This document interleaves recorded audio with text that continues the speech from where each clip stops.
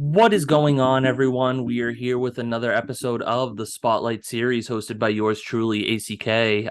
Y'all know the drill at this point is we're trying to get to 100 episodes and we're slowly getting there. We're at about 85 now, I believe. Don't quote me on that, people. I'm bad with math. Y'all know that, but still, we're just here vibing. We're here with new artists, new stories, new music. So today I welcome Bailey James to the show. Bailey, how are you today?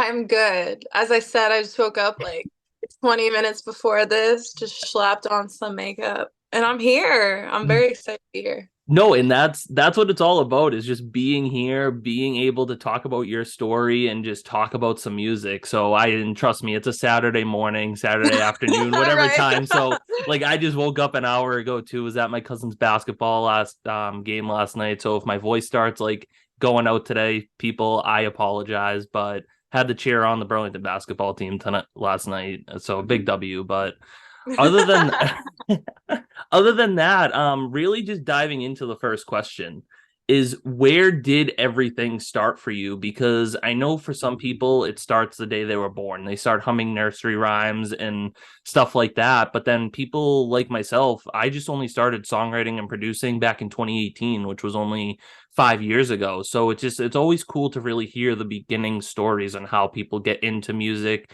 and get into playing. So for you, where did everything start? So I'm originally from Philly. Um, and that is kind of where everything started for me. I grew up in a super small town, and while everyone else was kind of finding their thing and what they were good at, I couldn't seem to find it. And when I finally started listening to music, I was like around 11 when I started taking music seriously. And it's all I would do every single day. I would get home from school, I would listen to music, or I would be singing the entire night.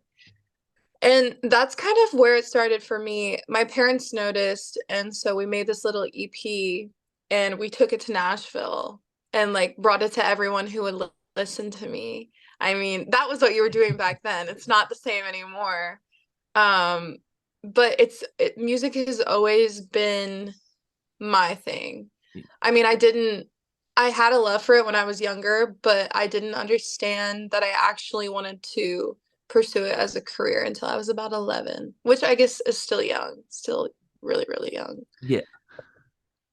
No, and that's awesome because you really just like it's kind of the same for me too. Is like I've always had that love for music. A lot of people know, especially like that country music, like that early 2000s country is really where I just get a lot of my inspiration and stuff from. And it's just like I've always loved music. Like my mom was always listening to country music, like cleaning the house and stuff like that, and just music was Yeah. always there. But then 2018 kind of rolled around and that's when I really like kind of like you like when you were 11 like I was in 2018. I don't even remember how old I was, but I was just I was in that time space of just going through a lot of stuff, and that's when I said that's that's how I started writing, and that's when I said this is what I want to do, this is who I want to be. I want to be a songwriter, I want to be a producer, and I want to do this podcast. And it's always cool because you can sit there and listen to an artist, you can sit there and listen to yourself. You have a lot of great songs out there, and I'm a huge fan of Better Angels and Don't Need Ya, but you can sit there and be like, oh, Bailey James is like a really cool artist. That's cool. But at the same time, it's always really special to hear how they started in music and how they kind of made their craft throughout their years. I mean, music for me has always been therapeutic. I've never made music to try to get it to go somewhere. I think that like diminishes just the therapeutic aspect of music. I love radio and I've had songs on radio. But I more write out my own feelings. And so when I got into music, I was just trying to find a place where I belonged as a kid. And I think music was really always there for me, even throughout all of the craziness, because I was a crazy teenager and, went through all that. It was always there. Yeah. No, and that's just it. Music's always there for no matter how old you are, no matter where you are, what you're going through in life. And then there's always inspirations too, which is kind of leading into the next question. And I tell people all the time is I can sit here for hours on end and talk to you about inspirations. I could just make a separate podcast about this. Yeah, Um, exactly. and I always have to shout out because hopefully maybe one day he'll check this out, but I highly doubt it. But Chris Daughtry, one of my all-time favorite artists, like hands down, I love that guy, and he's a Yeah. huge inspiration when it comes to songwriting and producing and stuff for me. But kind of my question for you is when it comes to songwriting and kind of doing your own music and stuff, is who are some artists that you kind of really look up to and kind of inspire you throughout your journey through music? So for me, the person who got me, I guess the woman who got me to believe that I could do music, I heard Patsy Cline sing Crazy. Mhm. And I could feel what she was feeling, and I thought that was cool. And I was like, oh, I want to do that. I want to make people feel what I'm feeling when I'm singing the song. And so, like, singer, songwriter wise, I guess she's more of a singer, not as much a songwriter. She was definitely my first inspiration. And then I kind of started listening to a lot of rock. My dad got me into like heavy metal. Um, and they're amazing songwriters, but I think Amy Winehouse is probably like a female songwriter who I really, really look up to. I know this is very basic, but I love Kurt Cobain. I love Fiona Apple. I love angry women songwriters. Like those are my favorite. No, and that's awesome because like throughout all of your music, you can hear that passion and you can hear that soul and you can hear that angry songwriting that you have. And honestly, I think that's what makes you special and what really makes your songs all about you. And the creative process is just a really cool and unique thing. And this is kind of one of my favorite questions to ask is what is your creative process like? Because I know for all different artists, there is no rhyme or reason to it. Like it can Yeah. happen at 1 p.m., it can happen at 1 a.m., and like just at all different times, like words or lines or the whole song just come to you, and you're like, oh, I need to like write this down. I need to create a voice memo or something like Mhm. that. But for you, what is kind of the creative process like for you when it comes to making music? Well, since you brought up Better Angels, that time that I wrote that song was like it was like fate. It was 4 a.m. and I'm a night owl, so I always stay up like mornings. I'm probably not even up till 12 most days, and I know that sounds horrible. But it was 4 a.m. and I was back at my grandma's house in Philly. I was like 17 at the time, and this guy came across the screen, whatever TV show I was watching, and he said, "May the world know better angels." And it just kind of like struck something in me, and I sat there and I wrote the entire song at 4 a.m., not realizing because I wrote it all out. I listened to it and I was like, oh, this is shit. Like this is horrible. And I put it away for a week or two. And sometimes when I'm in the car, like with my mom, I'll play originals for her. And I played that one and she's like, why haven't you shown me this? This is an amazing song.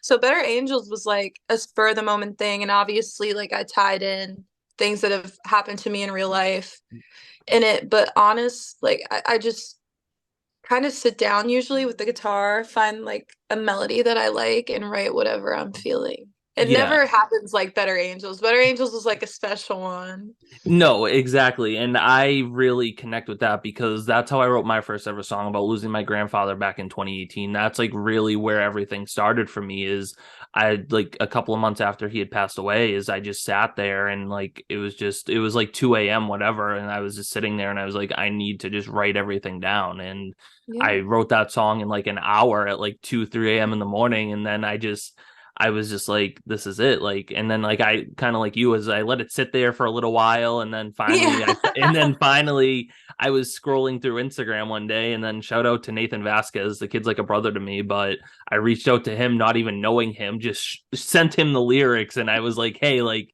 what do you think, dude? Like, I know you don't know me, but he called me like not even 10 minutes later, like not even talked to him. Like I have no idea who this guy is. And then he calls me and he's like, I've had these chords like tucked away for weeks now, just trying to find the right lyrics to them. And it was just like everything clicked, like kind of when you were watching that show and heard that line and everything just clicked. It's just it all came together. The lyrics just fit those melodies. And now Back to When is like a staple point in my career is really just what has driven me to keep pursuing music and keep writing songs because at the end of the day is writing songs that can help other people and share your emotions that other people may be going through. That's what's really special about the creative process and the whole songwriting behind lyrics. Yeah, I completely agree. And I think for a long time, I was trying to force songs that weren't my story because I grew up in Nashville. I mean, we moved here when I was 15, so I'm gonna say I grew up because those were like very special years of my life. And they were always like, we'll make up the story. And it's going to be the same story that you hear on radio, just like spliced together about a guy and his truck and a girl. And I was like, I don't want to write like that. I want to write about things that matter to me and things that have actually happened in my life. And not every song is serious. I write many like cheeky songs, but I think when you are authentic to you and your songwriting, people can see it and they feel it and they know. Yeah.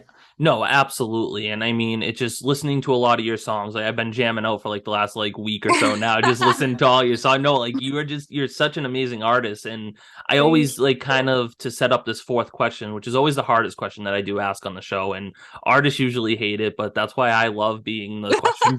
That's why I love being the question person because I don't have to answer this question. But like I could put you in a lineup on Spotify, like put you in a playlist with thousands of other artists. But when one of your songs comes on, at the end of the day, like I know that like without looking at my phone to see what song's playing, it's like I know that's Bailey James. Like that's what you do. You just with your music, you just create something that no other artist that I can think of off the top of my head does. And to kind of ask this question is there's hundreds and thousands of artists out there, like I just said, and trying to make a name for yourself is really hard sometimes because you're out there trying to post, but there's also 100 artists literally hitting that post button as you're hitting that post button. So Yeah.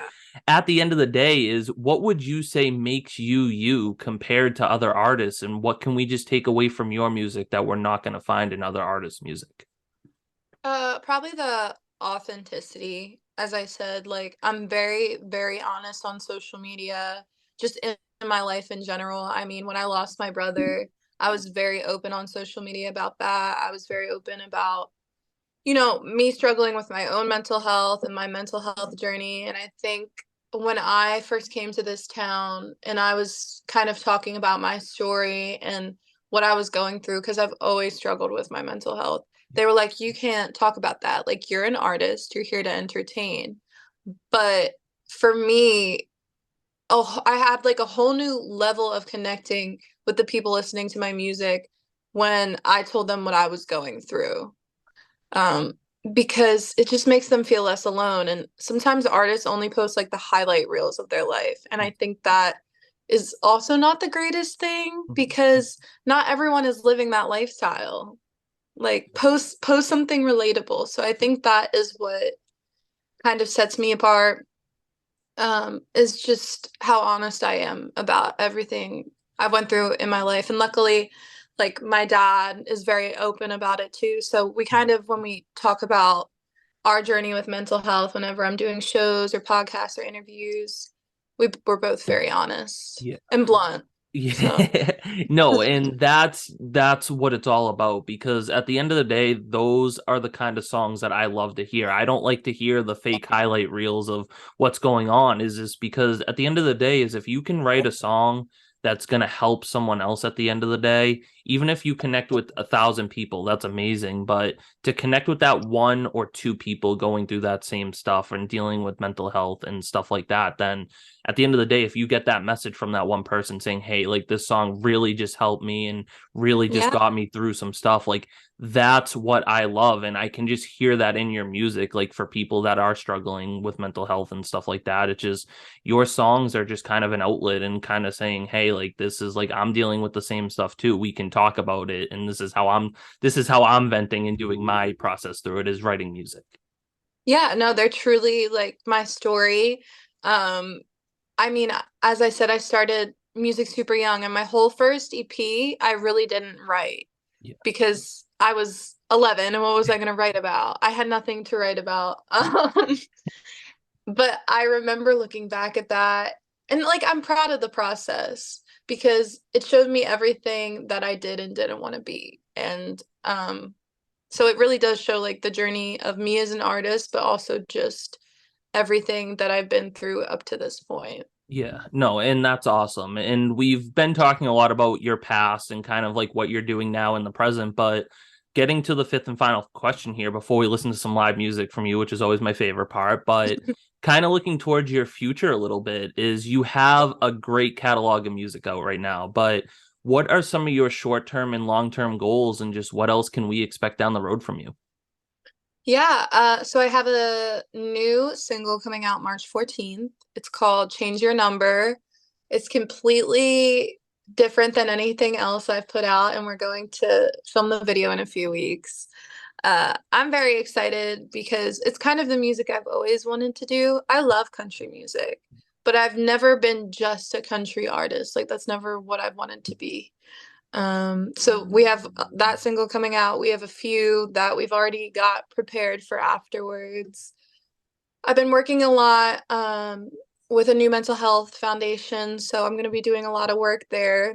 That's kind of my most important goal is to really help as much as I can in the mental health community, however I can, whether it's sharing my story or singing.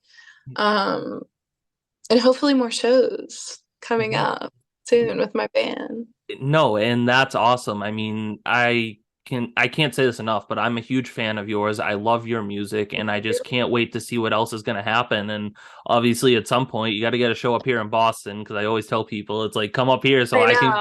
so I can sit front I feel row like and I'm like so close in Philly, but yeah. well, I'm never in Philly anymore.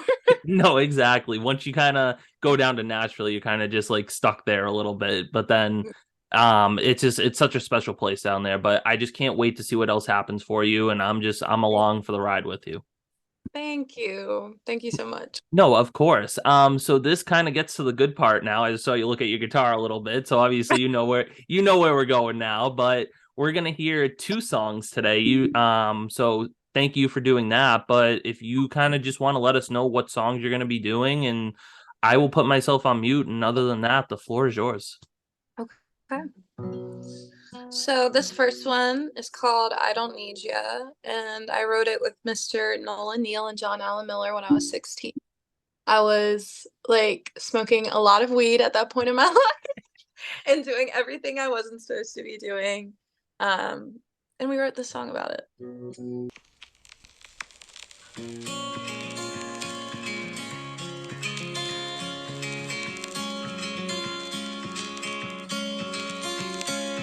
Hey, just thought I'd call you up and let you know I found your old pink Floyd shirt you were looking for the day you left. Boxed it up with the stones and dead and left it lying outside on the porch.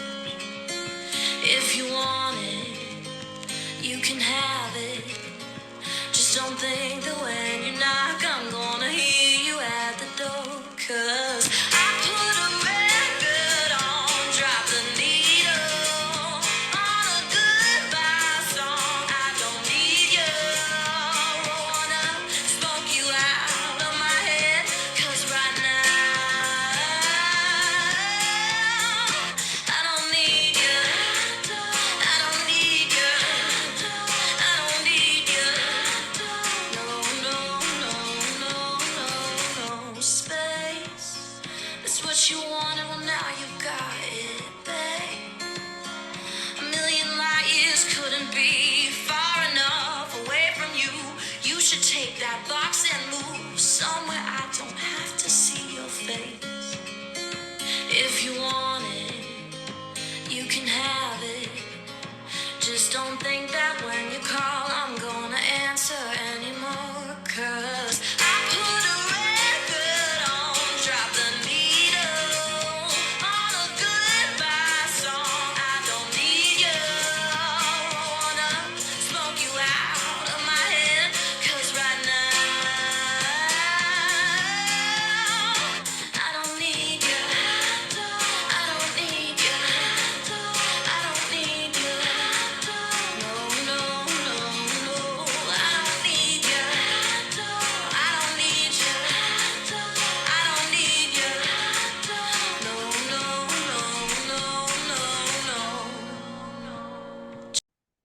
And then this next one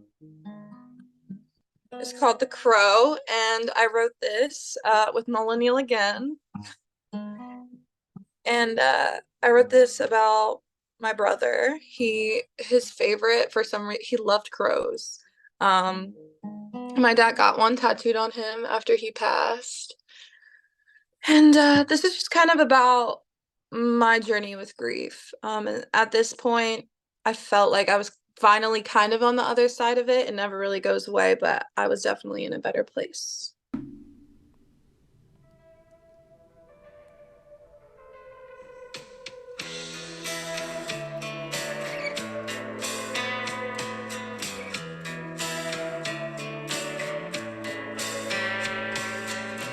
I had a dream I was walking out from a nightmare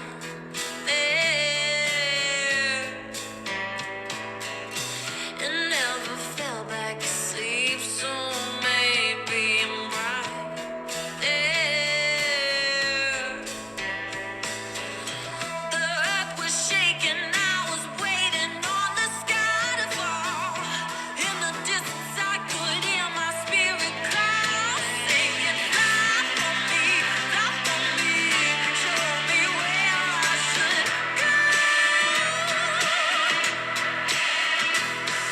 Spread your wings, cut through the clouds and leave me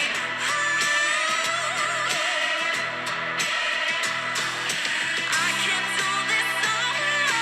Life is like a broken road, so I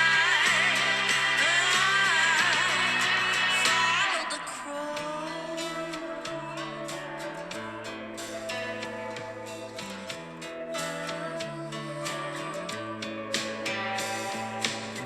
Black feathered angel above, save me from the nowhere.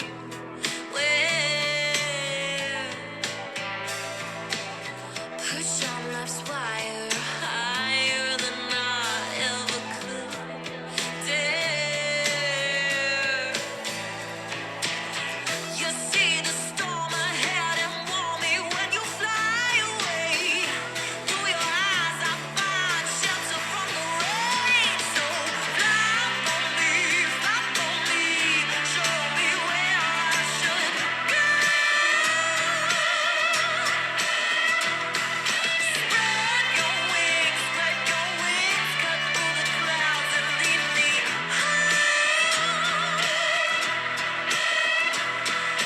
I can't do this alone. Life is like a broken road, so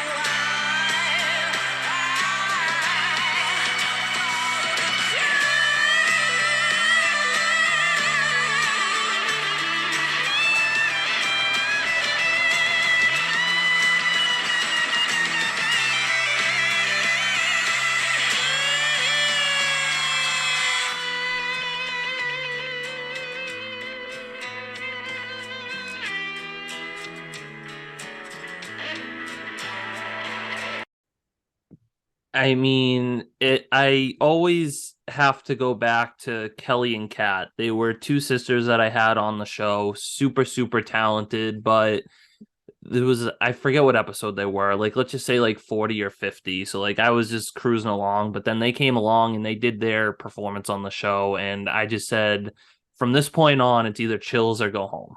Like, if artists don't give the chill factor, like, then your episode's not airing. I'm just kidding. Oh my All gosh, episodes are that's gonna air, hilarious. but like, No, you know what? That sets the tone. So that is what exactly. you should say. Exactly. They set the tone when they came on and did it. Like, no bashing other artists that were on the show. Like, everyone's amazing, but like, just something different hit me that day. And like, I was just like, it's either chills or go home at this point. So you passed the test. Like, just chills Oh, all thank around. Like, I love your music, Bailey. Like, I just love what you're doing, and you're a phenomenal artist. And just, like I said, I can't wait to see what else comes for you down the road. thank you. Thank you for having me and letting me play my music. No, of course. I just obviously again thank you for taking time out of your day to sit here, talk about your story through music, play a couple songs for us. But kind of before I do my little outro here, is where can people go check you out on social media and streaming platforms? So you can find me. I haven't changed my Instagram in years. It's Bailey James Gang. Kind of, you can, I mean, everywhere on all my socials at Bailey James Gang. Spotify, Bailey James, Apple Music, Bailey James. My website is baileyjames.com. Perfect. Again, Bailey, thank you so much just for taking time out of your day to sit here and talk about your story through music. Of course, thank you. No problem. So that kind of concludes another episode of the Spotlight series hosted by yours truly, ACK. Y'all know the drill at this point is Sundays, 1 p.m. Eastern. We got new music, new artists, new stories. Never know who's going to pop through. Slowly getting to that 100 episode mark. So y'all stay tuned for next week. And thanks for tuning in today.